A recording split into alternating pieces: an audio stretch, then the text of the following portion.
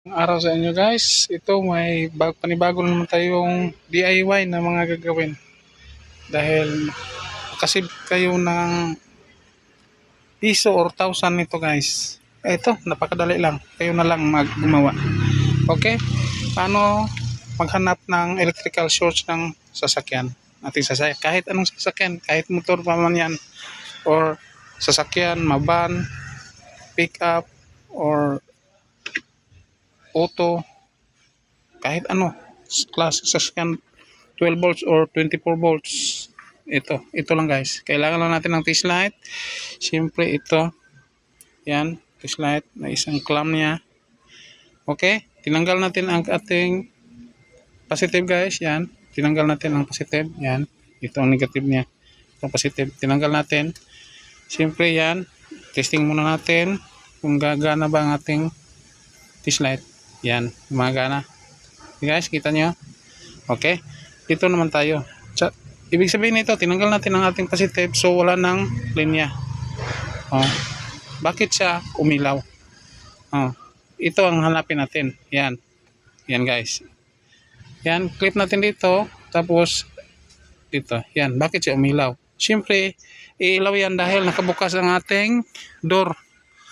Okay, yan, nakita nyo guys, bukas ang ating door. Isa itong NB350. Yan, ito. Sirado muna natin doon guys. Okay. Yan, sirado natin guys. Kita nyo? Yan. Hindi na siya mahilaw. Okay. Pero bago yan guys, nakita natin ang problema yan. Doon sa kanyang fuse box, iniisa-isa natin paghugot ng ng kanyang mga fuse. Doon, explain ko sa inyo. Kita ko sa inyo. Ito ang kanyang fuse box guys. Dito to nakalagay. Ang kanyang iniisa-isa po guys.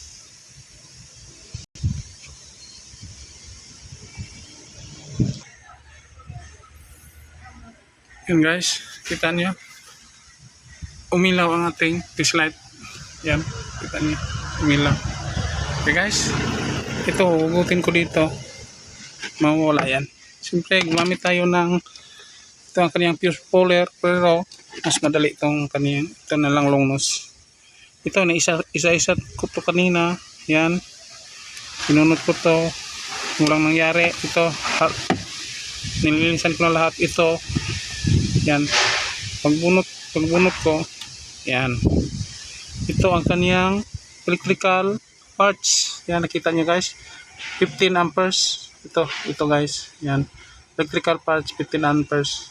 Yan, ito, yan, pagbunot ko, yan, tingnan nyo guys, nawala na ang kaniyang ilaw. Okay, ibig sabihin ito ang kaniyang nandito sa kaniyang electrical parts, battery 1, 15 amperes ang kaniyang shorts. Ito ang hanapin natin guys. Dito, binaklas ko ito kanina, baka ninangat-ngat ng daga. Ito yan, kita nyo. Dito, hinanap ko hanggang doon, nakita ko. Yan. Teka muna. Punta muna ako doon. Ito guys, ang sanhi. Ningat-ngat ng daga. Yan. Yan, kita nyo. Yan. Ayan, yung dalawa, positive at saka negative yan, nag-short yan. Dahil maliit lang ang kaniyang mga maliit lang kaniyang short, hindi siya naputo lang ating fuse. Dahil maliit lang ang kaniyang short.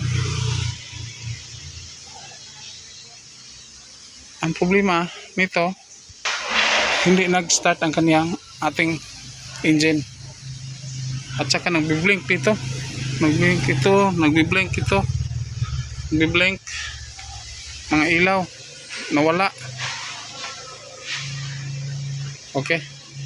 Ito ang hanapin natin guys. Ito, solve muna natin to. Hanapin muna natin to kung saan to, hanggang saan ito nasunog.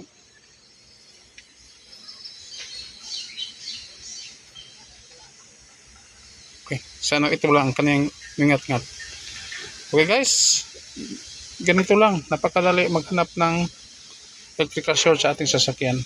Do it yourself na lang para makaiwas gastos tayo, makasave tayo ng thousands or ano ba, thousand, dahil pag pumunta ka ng electrician, sisingil yan ng 1,000, 1,500, 2,000 depende.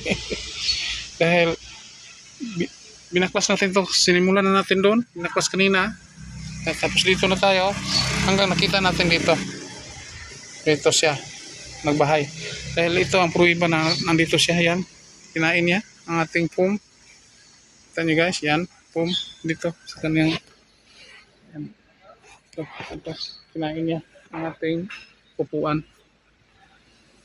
So ang kanyang mga bakas na kinain na foam, yan, dito yan sa loob nakatira, nakarent yata dito siya. Okay guys, thanks for watching and don't forget to like, share and subscribe. Thank you and bye. God bless us all.